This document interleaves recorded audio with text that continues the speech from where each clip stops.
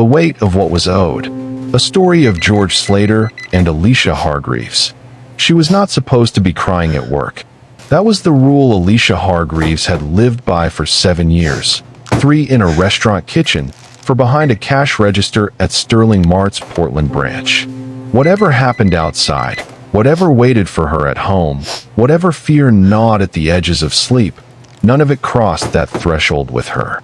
She had built that wall 1 brick at a time, and it had held through eviction notices and a broken furnace in January and a car that refused to start on 3 consecutive Mondays. It had held through bad news delivered over phone calls she had to take in the parking lot so nobody saw her face change. It had held until today. Today, the wall did not hold. Not completely. It held enough. Her hands stayed steady on the belt. Her voice stayed level. Her smile stayed present. But the eyes were losing the battle. And George Slater, standing 3 feet away in a plain navy jacket and borrowed jeans, was watching. George was 47 years old. He was worth $400 million. He owned Sterling Mart, all 29 branches, the warehouses, the distribution network, the commercial property on which 7 of those stores stood. He had not set foot inside one of his own stores as a regular customer in over 6 years. He had forgotten, somewhere between the board presentations and the quarterly reviews, what it felt like to stand where the people who ran his business actually stood. He had not forgotten how to recognize someone fighting to stay on their feet. He recognized it because he had once done it himself. And that recognition, standing in the checkout lane of his own neglected store on a gray Tuesday in Portland, changed everything. Chapter 1. The Man in the Navy Jacket. George Slater had not planned to visit the Portland branch on a Tuesday. Tuesdays were for the executive floor, 11 o'clock briefings, afternoon calls with legal, the slow accumulation of decisions that kept a company moving. Portland had not appeared on his schedule until Sunday night, when his assistant Renata had forwarded him a document that someone from Sterling Mart's internal compliance team had quietly submitted 6 weeks earlier and which had, somehow, never made it to his desk. The document was 42 pages long.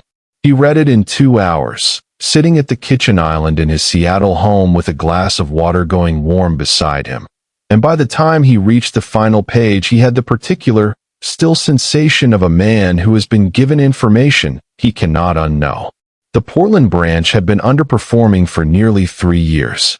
The compliance report noted declining customer satisfaction scores, inventory discrepancies that pointed to mismanagement rather than loss, and a staff turnover rate nearly 4 times the company average.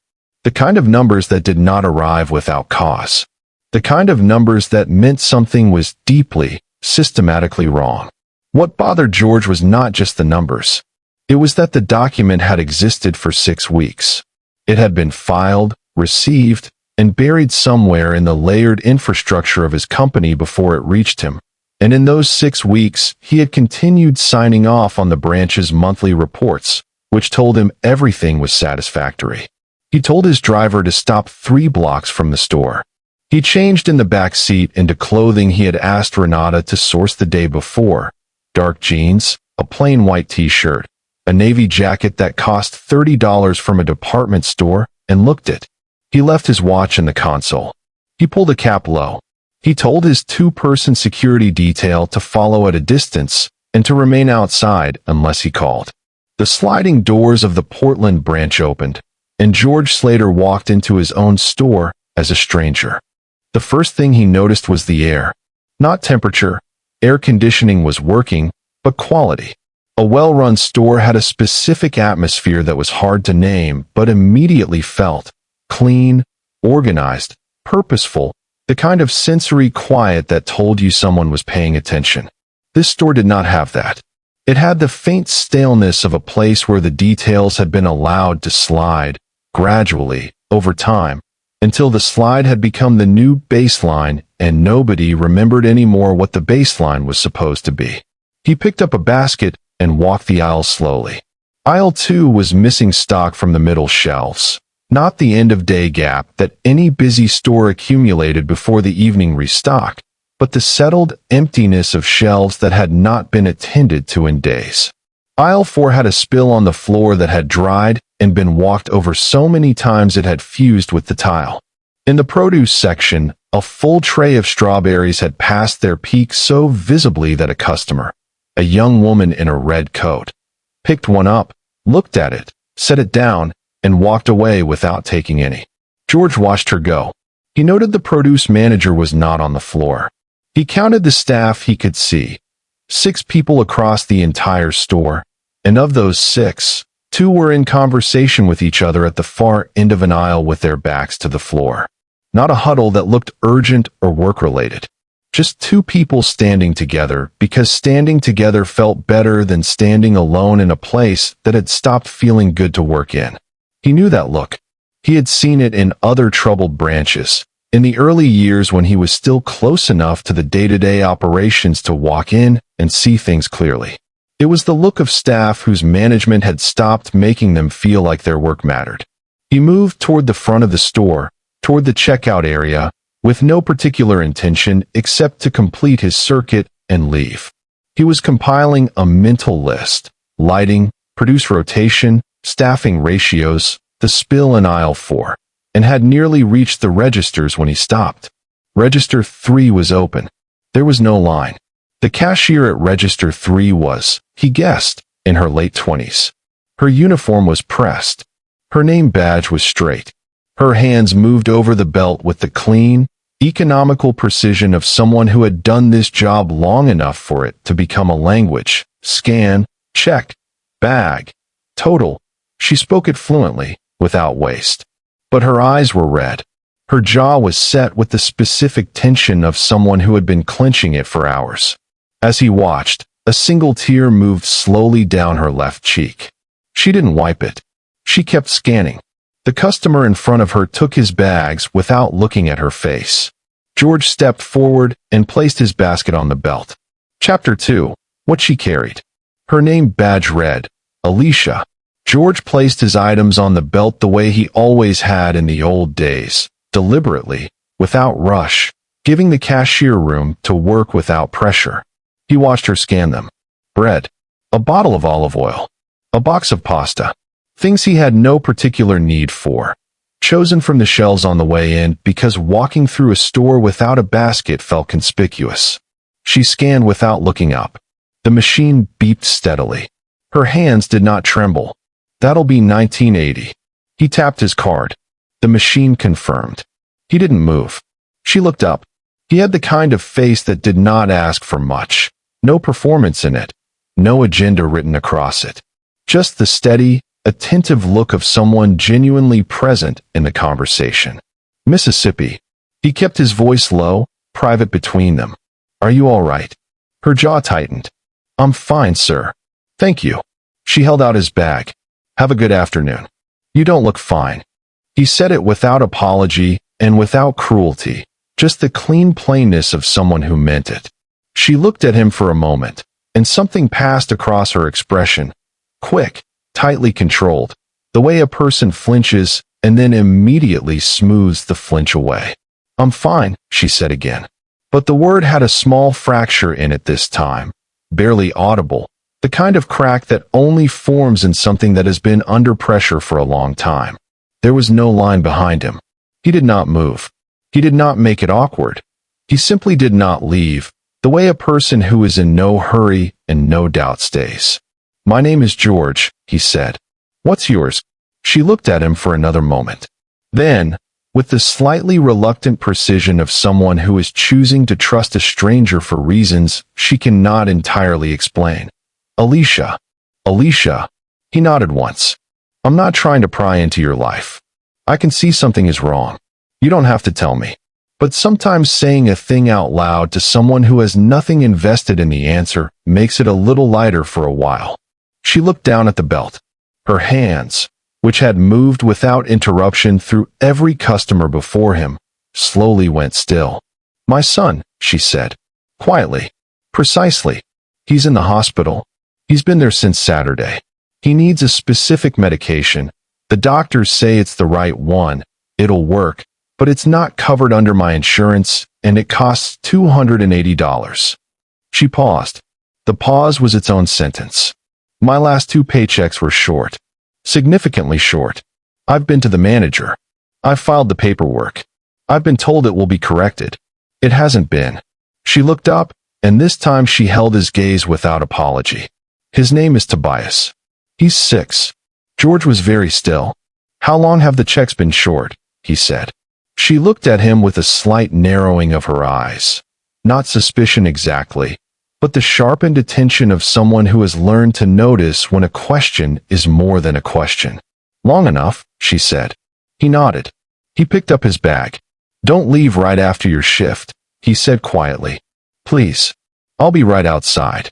She frowned. I go directly to the hospital after work. I know, he said. I won't keep you more than a few minutes. He walked toward the exit, and as the sliding doors parted and the cold Portland air came in from outside, the number she had said, $280, sat in his chest like a stone. Not because it was large. It was not large. To George Slater, $280 was nothing, a rounding error, the cost of a single bottle of wine at the dinners he attended twice a month. That was precisely what made it unbearable. $280 stood between a 6-year-old boy and his medication. And the reason Alisha Hargreaves did not have $280 was not poverty, not misfortune, not circumstance. It was her paycheck, which was being cut, consistently, by someone who had decided that the wages of his employees were available to redirect.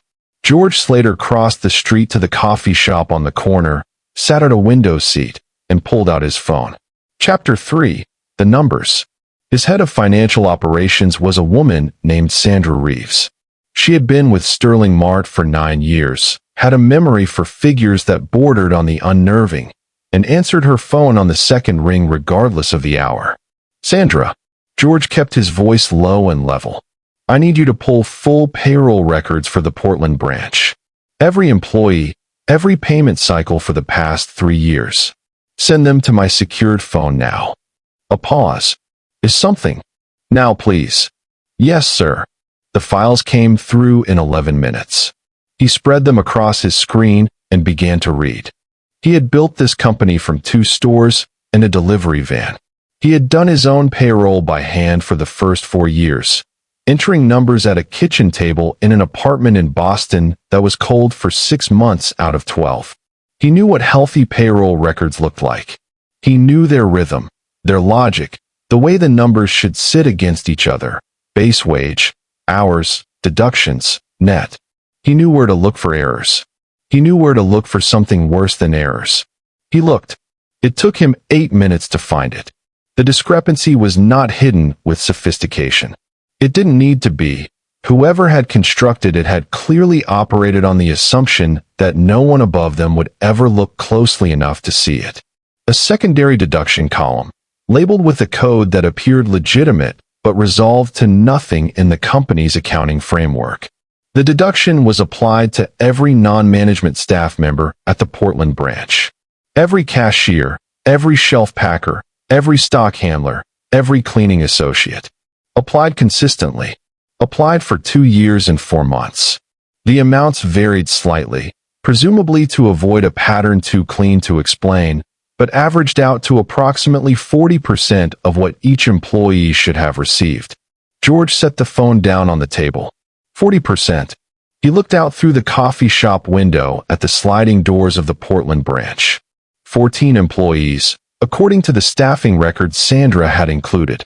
14 people who had been coming to work every day, pressing their uniforms, showing up on time, doing their jobs, and receiving 60 cents on the dollar they had earned. For 2 years and 4 months. He thought about Alicia at Register 3 with her steady hands and her ruined eyes. He thought about the $280 for Tobias's medication. He thought about what it meant that the medication was unaffordable not because her salary was insufficient, but because her salary was being systematically robbed. He thought about the 42-page compliance report that had sat unread on a shelf in his company for 6 weeks. He opened the file Sandra had sent and navigated to the management roster. The branch manager of the Portland store was a man named Brett Calloway. For years in the role. Previously, George scrolled back, previously employed at a Sterling Mart branch in Cincinnati, where he had left under circumstances listed in his personnel file as mutual agreement, which George had learned over 2 decades of reading personnel files was company language for, "We don't have enough to charge you, but we know." He called David Chun, his head of corporate investigations, and gave him the outline in 3 sentences. Then he called his security lead, who was parked half a block from the coffee shop, and said, "I need you to get into the store ahead of me tomorrow morning at 9. I need you in the back office without Calloway knowing you're there until I'm in the room." Then he sat quietly for a while, watching the sliding doors across the street, waiting for Alisha Hargreaves' shift to end. She came out at 5:47, coat buttoned, bag over her shoulder, walking with the purposeful step of someone who has somewhere important to be and intends to get there fast. He met her on the sidewalk. She saw him and slowed, and the look on her face was wary and careful in the way of someone who has been let down by enough promises to give strangers a short rope. "I'm going to the hospital," she said. "I know," he said. "This will take 30 seconds. He held out an envelope. "For Tobias's medication. And whatever else he needs." She looked at the envelope. She didn't take it immediately. "Who are you?" "Just a person who heard what you said," George answered, "and had the means to help." A pause. "Please." "For him." She took the envelope. She looked at it in her hands for a moment without opening it. Then she looked up at him, and something in her expression was not gratitude exactly. It was more complicated than that. The complex feeling of a person who needed help badly enough to accept it from a stranger and who is still deciding what that means. "Thank you," she said, quietly, directly, like every word she used was accounted for. He nodded. "Go." She went. "I'd love to know where in the world you are watching from. Drop your city or country in the comments, and let's see how global this love really is. Please take a few seconds to like the video and drop a comment, and if you're not a part of the family yet, please subscribe to encourage us and help the channel grow. Chapter 4. The Morning. George did not sleep well. This was not unusual when something was wrong in one of his stores. Not because he was anxious, but because he found, on nights like this one, that his mind kept running the numbers in different configurations, as if there were some arrangement of facts that would make them less true than they were. There wasn't. 40%. 2 years and 4 months. 14 employees. A 6-year-old boy in a Portland hospital. He was at the store at 8:45. He was dressed as himself this time. Not the navy jacket and the borrowed jeans. That part of the exercise was over. He wore the clothes he wore to work, a well-cut charcoal suit, no tie, the kind of outfit that said exactly what it needed to say without being theatrical about it. His security lead, a calm, competent man named Victor Marsh, had already gone in through the staff entrance and was in position at the back. George stood outside for a moment before entering, looking at the building. It was not a bad building. The structure was sound. The exterior was clean enough. The signage was the standard Sterling Mart blue and white, same as 28 other locations across the Pacific Northwest, and from the outside, it looked like any other branch of a competent, well-run chain. That was the thing about Rod. It happened from the inside, slowly, and the exterior kept looking fine until it didn't anymore. He went in through the main entrance. The store was an hour into its trading day. The morning shift was on. He walked directly to the customer service desk and asked the young man behind it, who could not have been more than 22 and who looked immediately alarmed at the suit, to please let Brett Calloway know that the regional ownership representative was on site for an unscheduled review and would like to see him in his office in 5 minutes. The young man picked up the internal phone. George walked slowly through the store while he waited. He noted the things that had been addressed since yesterday. Someone had cleaned up the spill in aisle 4, and the produce section had been partially rotated, and the things that hadn't. The dead ceiling lights. The leaning shelving in aisle 7. The refrigeration unit near the butchery counter making a sound like a laboring engine. He found himself, without particularly planning to, walking past Register 3. Alisha Hargreaves was not there. She was at Register 1. Her line had 4 customers in it, and she was moving through them with the same quiet, practiced efficiency he had observed the day before. If she saw him, she gave no sign of it. She simply worked. He watched her for a moment. Then he turned and walked toward the back office. Brett Calloway was standing when George entered the room. He was 51, stocky, with the particular manner of a man who had spent years cultivating authority in a small space, and now found himself face to face with something much larger than that space. His expression cycled in a single second through several things: surprise, calculation, the attempt at a welcoming smile, and landed on something that was trying to be confident and wasn't quite getting there. "Mr. Slater," George said. "George Slater. I own Sterling Mart." The silence that followed was very specific. Victor stepped in from the side door and stood quietly near the wall. George pulled out the chair across from Calloway's desk and sat in it, unhurried, with the ease of someone who has conducted this particular kind of conversation before and knows exactly where it goes.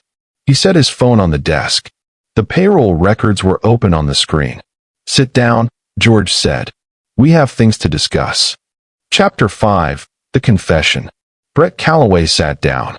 He did it the way a man sits when his legs have stopped working from the inside.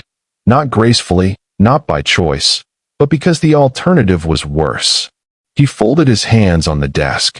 His face had completed its transition away from the welcoming smile and was now occupied by something else, something tighter and more guarded, the expression of a person calculating how much the other person knows. George looked at him calmly and said nothing for a moment.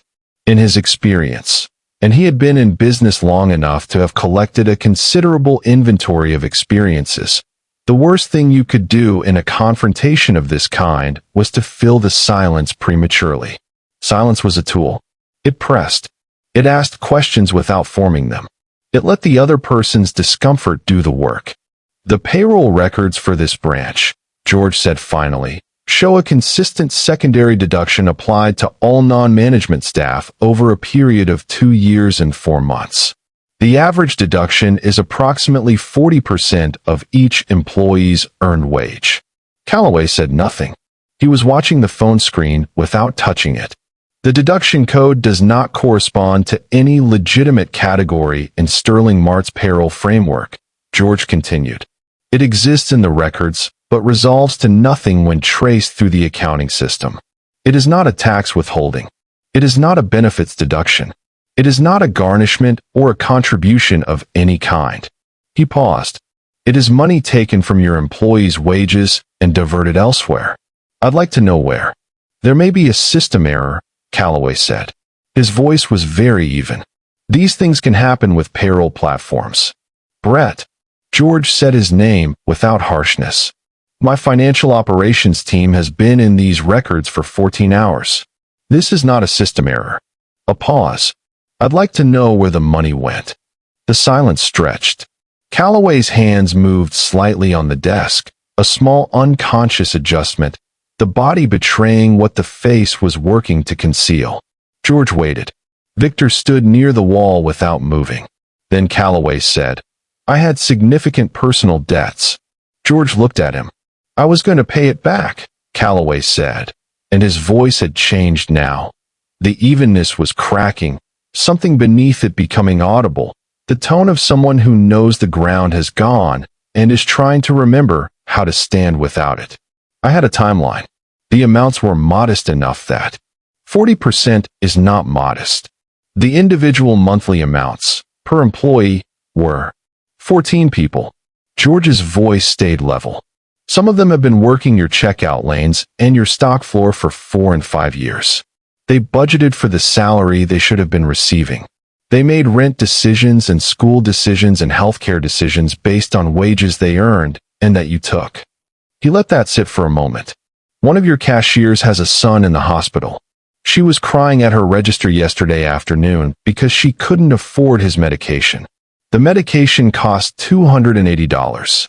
You understand that?" Something moved across Calloway's face. Not guilt. Exactly. Something more cornered than guilt.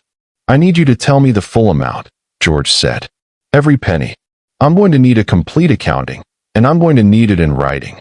Calloway looked at the phone, looked at Victor, looked at George, and then, with the particular exhaustion of a man who has been holding a very heavy thing for a very long time and has finally run out of the strength to hold it, he began to talk.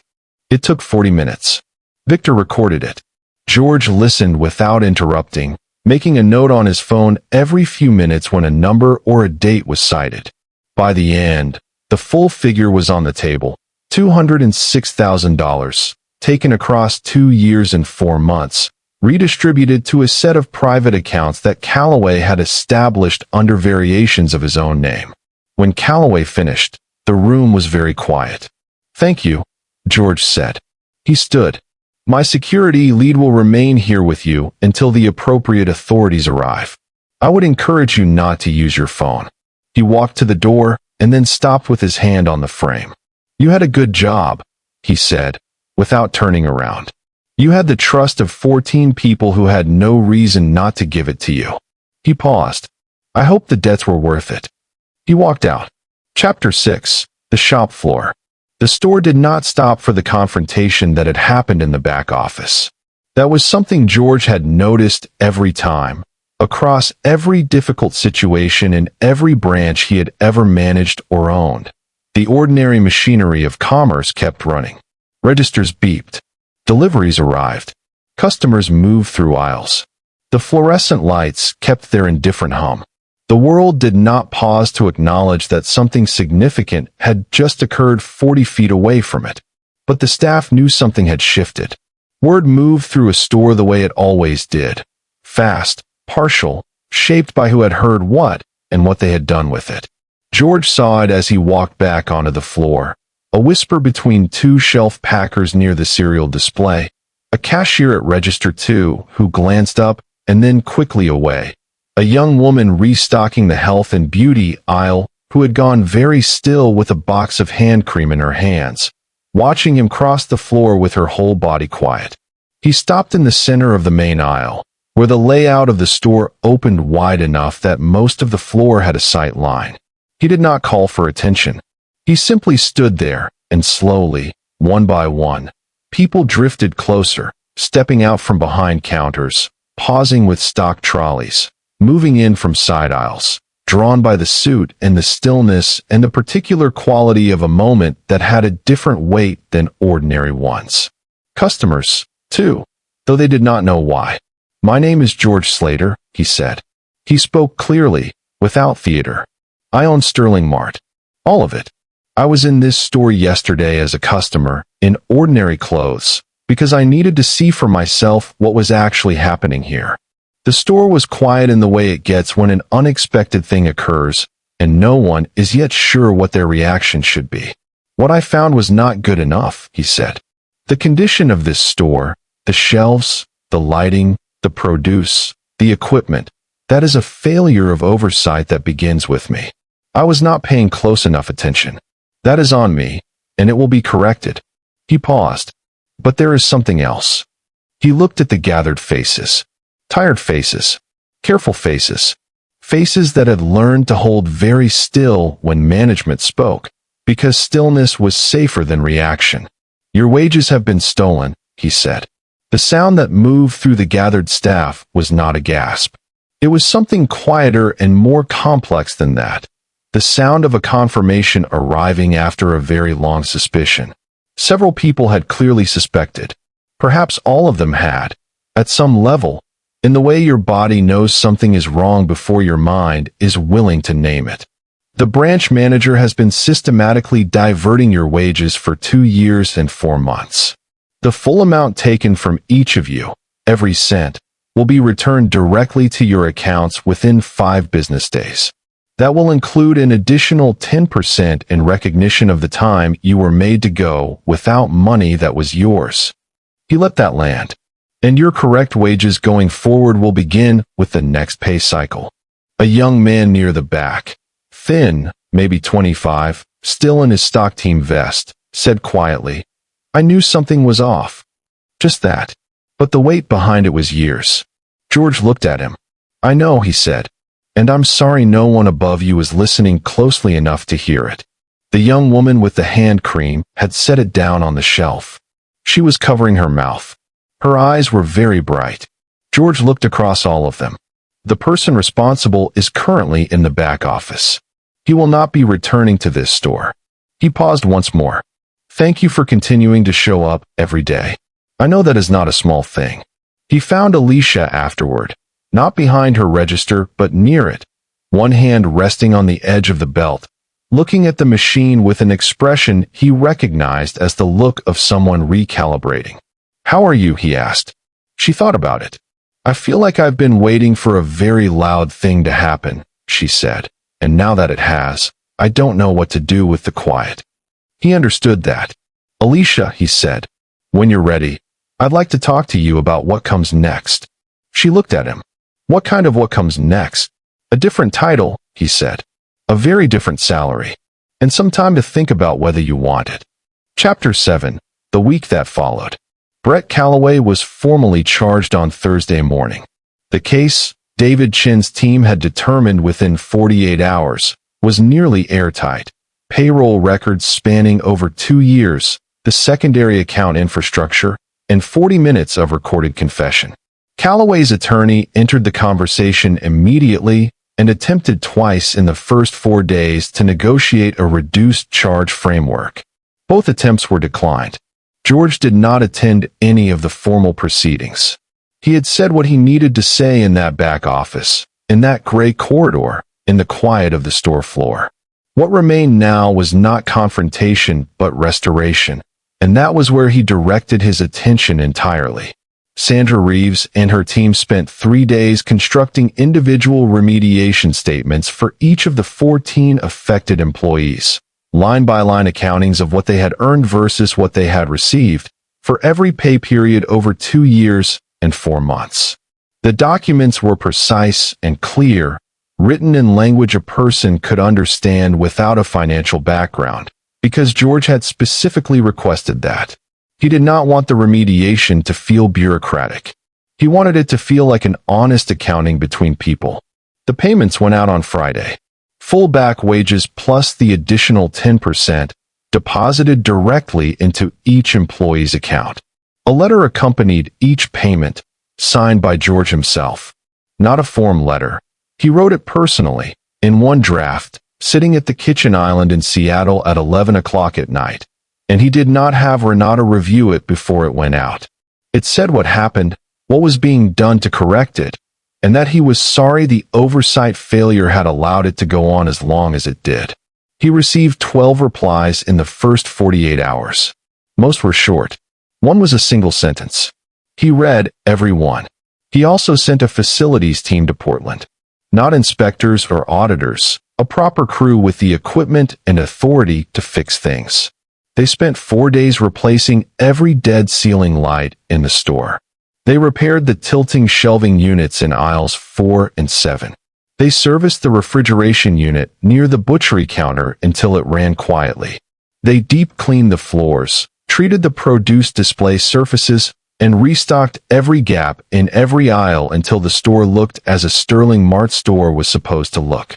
He arranged an interim manager, a woman named Carla Donovan from the Tacoma branch, who had a reputation for steady, no-drama competence, to run the Portland store while a permanent appointment was found.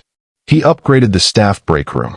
He had the parking lot lighting fixed, which 3 employees had mentioned in passing as something that had been reported for 8 months without action. Small things. But the kind of small things that told the people who worked there every day that someone considered them worth the effort. On Thursday morning, he called Alicia. She answered on the second ring. "How is Tobias?" he asked first. She said, "The fever broke Tuesday evening." He could hear in the particular quality of how she said it, the way a person says a thing they have been afraid to say out loud in case saying it undid it, that she had been living inside that sentence for 3 days. "The doctors say if he keeps improving the way he is, he can come home by Sunday." "Good," George said. He meant it the way you mean something that is not pleasantry. A pause. You wanted to talk, Alicia said. About the other thing. I did, George said. When you're ready. I'm ready now, she said. Chapter 8. The Offer. George had thought carefully about how to make this offer. Not because he was uncertain about it. He had been certain from the moment he watched her work through her shift on Tuesday afternoon, steady and precise, and entirely focused on the person in front of her even while carrying something enormous. But because he wanted it to land correctly. Not as charity. He needed that understood. Not as a reward for having impressed him in a crisis, or for having suffered through circumstances she hadn't chosen. But as what it actually was, a recognition of something specific and real that he had observed, and a decision about what to do with it. I've been thinking about what happened at the Portland branch, he said. Not just what Brett Calloway did. About why it went on for as long as it did. Nobody looked, Alicia said. Directly. Without bitterness in it. Just the plain statement. Nobody above him looked closely enough, George agreed. And nobody below him felt safe enough to say anything clearly enough for it to reach anyone who could act on it. He paused. Those are two separate failures. And the second one, people not feeling safe to speak, that comes from management culture. It comes from the example that gets set at the branch level, and it comes from what happens to people who try to raise things. Silence on the line. She was listening in the way she had scanned items at the register, completely, without any of herself held back. What I need at the Portland branch, and at branches like it, is someone who understands both sides of that equation from the inside. Someone who knows what it is to stand at a register for 8 hours and be dependent on the person behind the office door treating you fairly. And someone who is not afraid to walk through that door when they're not. He paused. You sat across a desk from a man who had been taking your wages for over 2 years, and you held yourself together clearly enough to get everything he knew on record. Then you went and stood at your register for the rest of your shift. I needed the hours, she said quietly. Then, and Register 3 needed someone. George almost smiled. I know. That's the point. He laid it out plainly. Supervisory cashier initially, with a salary adjusted to what the role actually required, not the one that had been entered in the system under Calloway's administration. A structured pathway over 12 months into branch operations management, with training and mentorship provided. At the end of that pathway, an assessment for a permanent operations role with full oversight authority. And she would report directly to him, not through layers of middle management that might or might not transmit things accurately. Directly. The silence on the line after he finished was longer than the other silences. I'm a cashier, she said. You were a cashier, George said. 2 weeks ago you were a cashier. Before that you were a cashier. You've been a cashier for 4 years, and in those 4 years you have learned everything about how a store floor actually works, where the problems show up, how staff actually feel, what the difference is between a manager who earns respect and one who demands it. He paused. You have also demonstrated, in one of the more stressful situations I have seen in 30 years of doing this, that you can stay calm when everything is difficult and clear when everything is complicated. Alicia, you have been doing leadership work your entire adult life. The title simply hasn't reflected that. Another silence. Different this time, shorter, denser. Tobias comes home Sunday, she said. I know. He'll need things to be stable. Routine. I can't be traveling 3 days a week. The role is Portland-based. Full stop. Monthly check-ins with regional come to you, not the other way around. He paused. I planned it that way. Quiet on the line. Why, she said. He thought about Mr. Hessler, the old man who had run the first store George had ever worked in Boston, sweeping the floor before opening and telling him things George hadn't understood yet, but had never forgotten. Because the people who remind you what the work is actually about deserve to be somewhere they can keep doing that, he said. A pause. I would want to start on the floor, she said. Not in the supervisory role immediately. I'd want to relearn the branch properly before I have any authority over it. George was quiet for a moment. Monday, he said. Monday, she said. Chapter 9, the first Monday. She started, as she had said she would, on the floor. The interim manager, Carla Donovan, had been briefed on the situation and on Alicia's arrival with the brisk, precise thoroughness that appeared to be Carla's default mode of operation. She shook Alicia's hand on Monday morning with a directness that was neither warm nor unwelcoming, simply businesslike, the handshake of a person who would form an opinion based on what she observed and not before. "I understand you want to start in a floor capacity," Carla said. "Yes," Alicia said. "I'd like to work the full store. Check out, stock, produce, receiving. Before anything supervisory." Carla considered this for approximately 2 seconds. "That's sensible," she said, and turned to show her the schedule. Alicia started at Register 2 that morning. It was, objectively, the same work she had done for 4 years. The belt, the scanner, the screen, the bag. The standard rhythm of a busy Tuesday morning shift, school-run parents and elderly regulars, and the lunch break crowd arriving at 11:30. She knew the work entirely. She could do it without thinking. But she was not doing it without thinking. She was doing it with more attention than she had brought to it in months. Not because she needed to prove anything, but because she was looking at it differently now. She was beginning, consciously and deliberately, to see the floor the way you see it when you are responsible for it. She noticed the cashier at Register 4, a young woman named Petra, maybe 22, who was moving slightly slowly and had the particular inward-looking expression of someone whose mind was elsewhere. Not laziness. Worry. Alicia recognized the specific texture of it.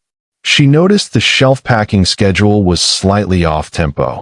The afternoon gap was going to show up in the cereal aisle before the restock crew arrived if the morning team didn't get ahead of it. She noticed the produce section had been rotated to code, technically, but whoever had done it had worked too fast.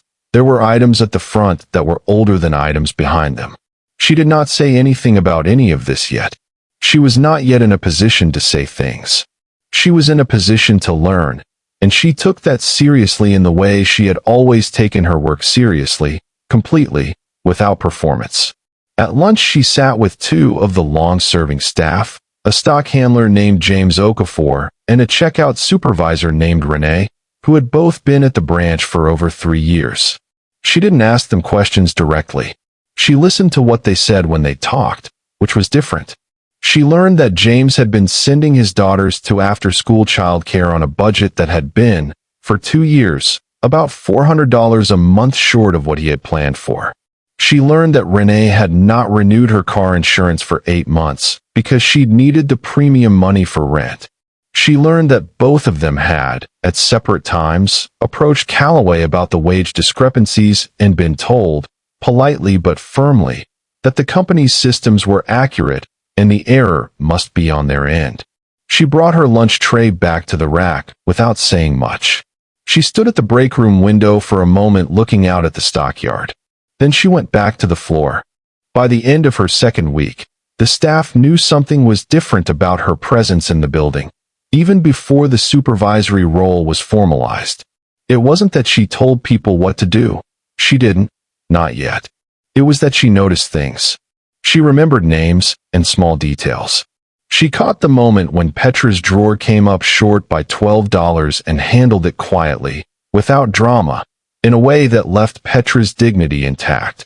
She fixed the produce rotation issue without being asked. She mentioned the cereal aisle timing to the stock lead in passing, framed as an observation, and the stock lead, who had, she could tell, been waiting for someone to notice for weeks, adjusted the schedule. When Carla's daily summary went to George at the end of the second week, it contained one line about Alisha Hargreaves. She has good instincts, and the staff already trust her. George read it in Seattle and set his phone down. He had known that. But it was still good to see it written down. Chapter 10. What changed? The Portland branch changed the way real things change, not in a single dramatic event, but in the accumulation of small daily decisions made by a person who understood why they mattered. Alicia moved into the supervisory role in her 3rd week, by which point the formalization felt almost administrative. The staff already related to her as a supervisory presence without needing the title to confirm it. What changed when the title arrived was not the authority, but the access.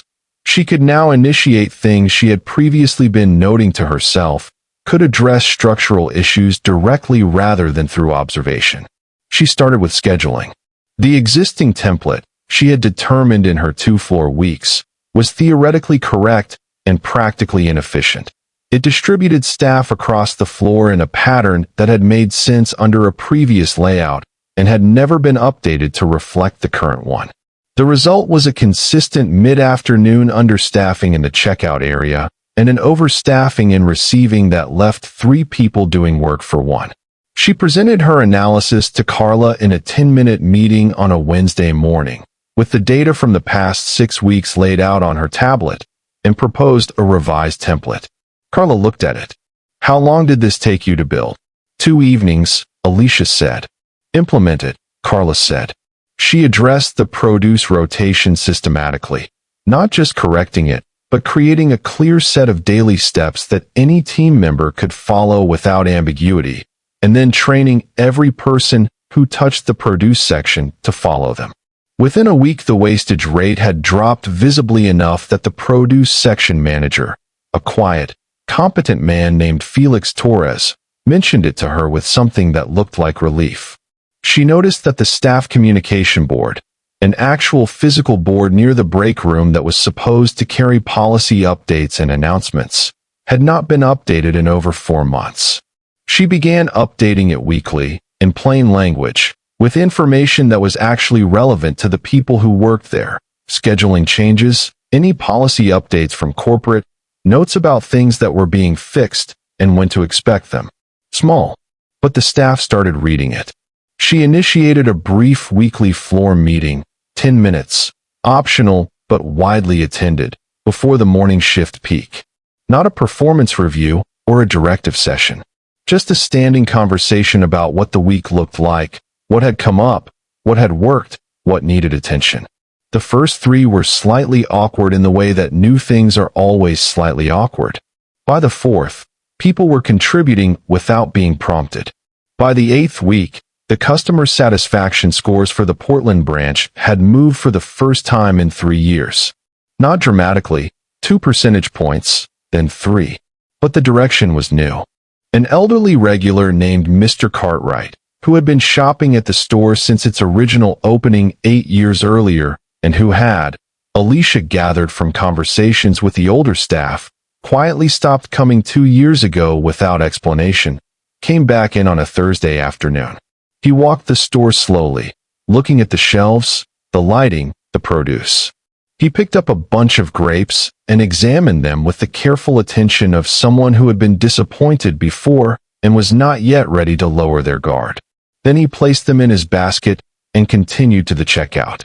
As he left, he said to no one in particular, in a voice that carried, "Someone has been paying attention in here." Alicia heard it from the far end of aisle 3. She didn't look up from the shelf, she was straightening. But she smiled. When George called at the end of Alicia's 2nd month, he asked, "What do you need that you don't have?" "Better training materials for the stock team," she said immediately. "And a maintenance reporting system that doesn't route everything through a form that takes 3 days to process. If something is broken on the floor and needs fixing today, the staff need to be able to flag it to someone with the authority to act on it that day." He had both in place within a week. Chapter 11. 6 months. 6 months after the Tuesday when George Slater had walked into a neglected store in a navy jacket and found a cashier trying not to cry, he drove to Portland. He drove himself, which he almost never did. His driver was a creature of habit and took the suggestion of a day off with the slightly injured air of someone whose professional identity has been gently impugned. George borrowed the car anyway and drove the 2 hours from Seattle in the particular quiet of a person who wants time to think without being interrupted by the infrastructure of his own schedule. He parked 3 blocks from the store. Not the same 3 blocks as before, a different street, a different approach. He was not in disguise this time. He wore a plain charcoal jacket over a dark sweater, And as he walked toward the store, he thought about the last time he had made this walk. The gray January morning, the borrowed clothes, the specific apprehension of a man about to see something he suspected he wouldn't like. The sliding doors opened. He stood inside the entrance for a moment and breathed in. The store smelled the way a store should. Clean. Cool. The faint sweetness of fresh bread from the bakery corner. The sensory quiet of a well-maintained space in which someone had been paying consistent attention to the details.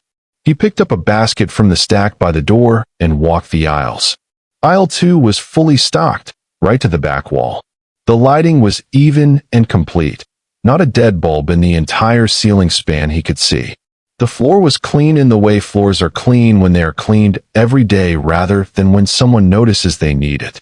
The produce section had depth and color. The greens were fresh at their edges. The tomatoes had no dark patches. The strawberries in the display case were red and firm. A floor staff member he hadn't seen before, young, maybe 19, was rotating the apple display with the careful, attentive method of someone who had been properly taught to do it and understood why it mattered. George stopped at the end of aisle 6. He looked at the shelves. He looked at the lighting. He looked at the floor. He could feel something he hadn't felt in the Portland store on his first visit. The something that made a good store different from a merely functional one. The presence of people who gave a damn. You couldn't manufacture it. You couldn't mandate it from 40 floors up in a glass office or from a conference room in Seattle. It grew, slowly, incrementally, from management that made the people doing the work feel that the work was worth doing. He found Alicia on the floor, as he expected he would. She was in the far corner of the fresh food section, in conversation with Felix Torres about the new stock rotation schedule, holding a tablet with the data open. She was in her updated uniform, the supervisory-level variant, the collar slightly different, the badge updated, and her hair was down, which he had only seen once before, the morning she had come to the back office during Calloway's confession. She did not see him yet. He watched her work for a moment. The quality of her attention, the ease with which she moved between her role and Felix's, the way Felix spoke to her, not to a superior performing authority, but to a colleague whose judgment he trusted. That was the real metric. Not the data in Carla's reports, though the data was good. It was this, the way people stood when they talked to her. She looked up and saw him. A slight pause. Then she said something to Felix, who nodded and continued to the cold storage room. And she walked toward George with the easy, purposeful step of someone entirely at home in her environment. "You're not in disguise," she said. "I retired the cap," he said. She looked at him for a moment. "The store looks different." "It does," he said. He meant it as a statement, not a compliment. The kind of thing you say when an observation requires acknowledgement rather than praise. "How does it feel from the inside?" She thought about it, in the way she always did, genuinely, without rushing to the reassuring answer. "Like it's working," she said. "Not perfectly, but in the direction of something that could be." He nodded. "I need to talk to you about something," he said. She looked at him. "Should I be concerned?" "No," he said. "But you should sit down." Chapter 12. What comes next? They sat in the break room, which had been refurbished in the second month. New chairs, a working coffee machine, a light that didn't flicker. Not opulent, just functional and decent, the way a space where people spend their rest time should be. George opened his tablet and turned it so she could see the document on the screen. "Sterling Mart has 4 regional clusters with persistent performance issues," he said. Portland was one. The other 3 are in Northern California, the Midwest, and the Mid-Atlantic corridor. He pointed to the summary on the screen. Similar patterns in each. Management that has been in place too long without proper accountability, staff morale in the lower quartile, customer satisfaction declining quarter on quarter. Alicia read the page quietly. Her expression was attentive and still. "I want to put someone over all 4 clusters," George said. "Not a consultant from outside the company.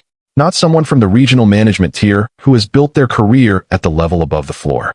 Someone with ground-level knowledge and the kind of character that doesn't adjust itself based on what the person above them wants to hear." He paused. "The Portland turnaround happened in 6 months. I want to understand the exact process by which it happened, and I want to replicate it." Alicia looked up from the screen. She looked at him for a moment.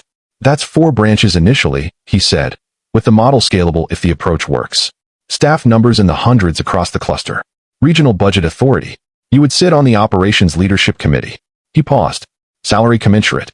The number he then said was, in Alisha Hargreaves' direct experience, the largest single number she had ever heard attached to her own name. She processed it without visible reaction, which George noted with the appreciation of someone who recognizes composure when he sees it. I've been a supervisory cashier for 6 months, she said. You've been a supervisory cashier for 6 months, he agreed. You've been doing the actual work of a floor operations manager for your entire adult career. The Portland branch's performance data over the last 6 months reflects that. Carla Donovan's assessments reflect that. The way your staff talk about their work and about this store reflects that. He paused. The title has been the lagging indicator, not the leading one. She looked back at the screen. She scrolled the document slowly, reading the proposed scope. The travel requirement, she said. Monthly visits to each cluster location, he said. Not weekly. Portland remains your primary base. You are home the vast majority of the time. He paused. Tobias is what, 7 now? He'll be 7 in March, she said. The role was designed with that in mind, George said simply. She looked at him. Why, she asked. It was the same question she had asked 6 months ago, and she asked it with the same directness. Not suspiciously, just genuinely needing to understand the whole thing. He thought about it. Because what you did in this store, and what you have continued to do here, is exactly what this company needs at a structural level and almost never gets. People who understand the work from the inside, who don't have to be told what a floor looks like when it's being properly managed because they have stood on it. And people who say what is true rather than what is comfortable. He paused. That combination is rare. When I find it, I do not leave it in one store. She looked out the break room window at the stockyard. I would need a month, she said, to transition the Portland responsibilities properly. Not hand it off, transition. To make sure whoever takes this floor next has what they need to keep it going. A month is fine, George said. She looked at the document. She looked at the title on the first page of the proposed role description, Regional Operations Director, Western and Central Clusters. For stores, she said. To start, George said. She was quiet for a long moment. There's a cashier at Register 4, she said finally. Petra. She's been here 2 years. She's quick. She has good instincts. And she's currently being underpaid for what she actually does. Before I transition anything, I want her put on a formal development track. George looked at her. Done, he said. She reached across the table and took the pen beside the tablet. Show me where to sign, she said. Chapter 13, A Quiet Wednesday. 8 months after Alisha Hargreaves signed the document in the Portland break room, and 14 months after George Slater had walked into a neglected store in a navy jacket and found her trying not to cry, she drove herself to the Portland branch on a quiet Wednesday morning in November. Her title had been updated in the system and on her badge, Regional Operations Director, Western and Central Clusters. She oversaw 4 stores now, with a 5th under evaluation. She had a team of 2 coordinators and a data analyst, and a standing bi-weekly call with the Operations Leadership Committee. She had, 3 months earlier, presented the Portland recovery model to that committee in a 40-minute session that George had sat in on from the back of the room, and which had concluded with a senior VP asking her to draft a framework document for company-wide distribution. She had drafted it over a weekend while Tobias, now firmly 7 and in the particular golden phase of childhood when the world is endlessly interesting, had sat beside her on the couch doing homework and occasionally asking her questions about what she was writing. It's about how to make a store work better, she had said. How, he asked. By making the people who work there feel like what they do matters, she said. He had considered this with the serious thoroughness of a 7-year-old. That seems right, he said, and returned to his worksheet. On this particular Wednesday morning, she was visiting Portland not for a formal review. The formal reviews were scheduled, announced, structured, but because she was in the area for a supplier meeting and had an hour, and the Portland store was where she had started, and she still liked to walk it the way she had walked it in those first floor weeks, slowly, attentively, looking at it the way it actually was rather than the way the report said it was. She was in the produce section, checking the apple rotation with Felix, when she heard something familiar from the direction of the checkout area. A voice, slightly apologetic. The particular phrasing of someone who has arrived at a moment of small, quiet embarrassment. She excused herself and walked toward it. At Register 1, an elderly man in a tan coat was standing at the head of a short queue, looking at his wallet with the careful expression of a person doing arithmetic they had hoped would come out differently. His name, she would later learn, was Mr. Alderton. He was 78. He shopped at the Portland Sterling Mart every Wednesday and had done for years. His basket had 7 or 8 items, and the total on the register screen was $34 and change. The cashier, a young man named Carson, new to the checkout team, still finding his footing, looked at the screen, looked at Mr. Alderton, and looked behind him for guidance. Alicia was already at the register. She did not deliberate. There was no decision to make, not in any formal sense. She looked at the screen, and she looked at the man, and she handed her card to Carson.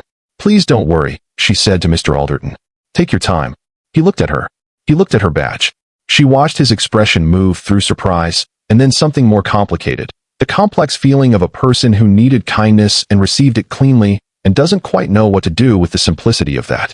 "I couldn't," he said. "Your bags are ready whenever you are," she said. Carson processed the payment. Mr. Alderton stood for a moment holding his bags, looking at her, and then nodded once with the gravity of someone for whom a nod is the full measure of what needs to be said. He walked toward the exit. Alicia turned back toward the produce section. She did not notice the man near the entrance until she was halfway down aisle 3. George Slater was dressed simply. Dark trousers, a plain jacket, no cap. He had given up the cap around the same time he had given up pretending to be a stranger in his own buildings, which was to say around the same time he had accepted that the distance between the executive floor and the store floor was a problem he had helped create and had to actively, consistently choose to close. He came to his stores often now. The staff knew him at most of them. At Portland, they knew him well and greeted him the way people greet someone they have decided they are glad to see. He had arrived 20 minutes ago. He had walked the store quietly, as he always did. He had been in aisle 5 when he heard the exchange at register 1, and he had walked to the end of the aisle and stopped there and watched. He watched Alicia not see him as she went back toward produce, already focused on the next thing, moving with the natural authority of someone entirely at home in their work and in themselves. He stood near the entrance for a moment in the quiet of a well-run store on a Wednesday morning. The registers beeped their steady rhythm. The lights were all working. The floor was clean. The shelves were full and fresh, and the whole place had the particular atmosphere, hard to name, immediately felt, of a store in which someone was paying attention. He thought about the man with the broom outside the first store he'd ever worked in, telling him things at 6 in the morning before the world was fully awake, that a store was not just a place where people came to buy things, that they always needed more than what was on the shelf. He had forgotten that for a long time. The glass offices and the quarterly reports and the comfortable distance of decades had smoothed it down until it was just a good memory rather than a living instruction. It had taken a woman crying quietly at a cash register, too professional to stop working and too human to entirely hide it, to make him remember what he had known at 22. He thought about Tobias, 7 years old now, in 2nd grade, recently and apparently obsessively interested in how weather worked, and about what it meant for a child to grow up with a parent whose work gave them stability and purpose and the knowledge that what they did mattered. He thought about the 14 employees in the Portland branch who had been receiving 60 cents on the dollar for 2 years and 4 months, and about the fact that every cent they were owed was now in their accounts, and that Brett Calloway's case had concluded the previous month with a conviction on 2 counts. He thought about the ways a company was made up not of products and logistics and quarterly projections, but of people. Ordinary people who showed up every day and asked only to be treated with the fairness that their work warranted, and about what it meant to be responsible for that. George Slater straightened his jacket, nodded once, to no one, to everything, and walked back out through the sliding doors into the cold November morning, leaving the store to the people who ran it. If today's story melted your heart or helped you relax through the day's tasks, hit that like button and comment where you're watching from, as this channel needs all your love and support to continue growing. And if you're new here, please subscribe and join the Lovers and Billionaires family, because around here, love is priceless and the stories are heart-melting.